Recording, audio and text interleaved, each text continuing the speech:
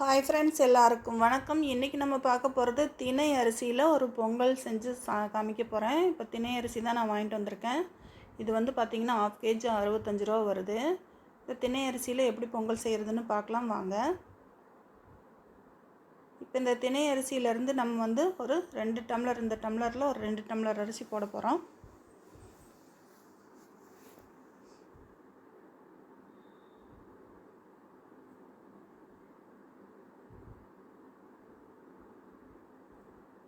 இப்போ இதில் 2 டம்ளர் அரிசி எடுத்துகிட்டு இதை நல்லா நம்ம வந்து கழுவிக்க போகிறோம். எல்லா அரிசிக்கும் ஊற்றுற மாதிரி தான் இதுக்கும் வந்து அளவு தண்ணி ஊற்றணும். இப்போ ஒரு 1/2 டம்ளர் பாசிப்பருப்பு எடுத்துக்கலாம் கூட.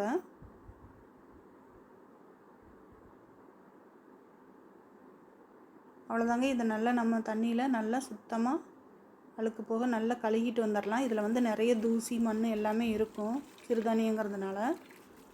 இதை நல்லா கழுகிடலாம். இப்போ பார்த்திங்கன்னா இந்த மாதிரி ரொம்ப ஒரு மாதிரி கலராக இருக்கும். நல்லா ஒரு 2-3 டைம் இந்த மாதிரி நல்லா வாஷ் பண்ணணும்.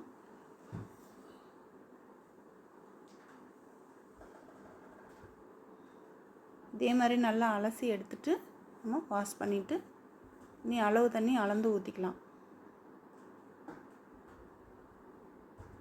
இப்போ ஒரு டம்ளருக்கு 3 டம்ளர் கணக்கு. இப்போ நம்ம 2 டம்ளர் அரிசியும் ஒரு 1/2 டம்ளர் பாசிப்பருப்பும் போட்டிருக்கோம். திணை அரிசியும் பாசிப்பருப்பும். இதுக்கு வந்து ஒரு 6-7 டம்ளர் தண்ணி வச்சுக்கலாம். இன்னும் கொஞ்சம் கூட அதிகமாக வச்சாலும் நல்லா குலைவாக வேணும், இன்னும் கொஞ்சம் கூட அதிகமாக வச்சுக்கலாம். இப்போ கொஞ்சமாக இதுக்கு உப்பு சேர்த்திக்கலாம். ஏன்னா சாம்பார் நம்ம ஊற்றி சாப்பிடும்போது அதுலேயும் உப்பு இருக்கும். இதில் கொஞ்சமாக உப்பு போட்டால் போதும். இப்போ குக்கர் மூடி க்ளோஸ் பண்ணிவிட்டு அடுப்பில் வச்சு விட்டுறலாம்.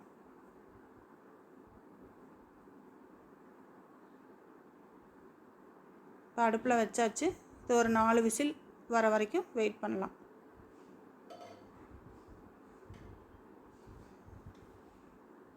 இப்போ விசில் வந்துருச்சுங்க.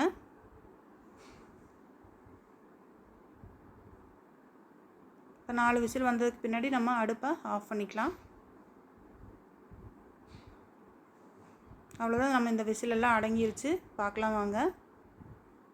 இப்போ பாருங்கள், சூப்பராக எவ்வளோ அருமையாக வந்து கரெக்டாக வெந்து வந்திருக்குது பார்த்திங்களா? அவ்வளோதாங்க. இதை நம்ம தாளிச்சிக்கலாம். ஒரு சில பேர் முதல்லையே பொங்கல் தாளித்து விட்டு அப்படியே குக்கரில் வைப்பாங்க. நான் அப்படி வைக்க மாட்டேன். நான் கடைசியாக தான் தாளிப்பேன். இப்போ நம்ம ஒரு 3-4 ஸ்பூன் நெய் ஊற்றிக்கலாம். நெய் சூடானதும் தேவையான அளவுக்கு கொஞ்சமாக ஒரு அரை டீஸ்பூன் வந்து ஜீரகம் போட்டுக்கலாம். ஒரு அரை டீஸ்பூன் மிளகு போட்டுக்கலாம். கொஞ்சமாக கருவேப்பிலை சேர்த்திக்கலாம். சேர்த்திட்டு இதை நல்லா பொரிஞ்சதும் அப்படியே எடுத்து பொங்கலில் சேர்த்திக்கலாம். அவ்வளோதாங்க. பொங்கலில் சேர்த்திட்டு நல்லா பொங்கலை நல்லா கலக்கி விடணும்.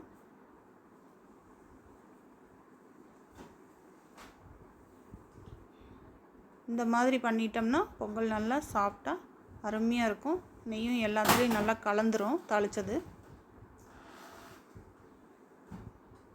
அவ்வளோதான். இது வந்து பொங்கல் சாப்பிட்றதுக்கு ரெடி ஆயிடுச்சு. நீங்களும் இதே மாதிரி ட்ரை பண்ணி பாருங்கள். திணை அரிசியில் சுகர் உள்ளவங்களுக்கெல்லாம் ரொம்ப ரொம்ப நல்லது.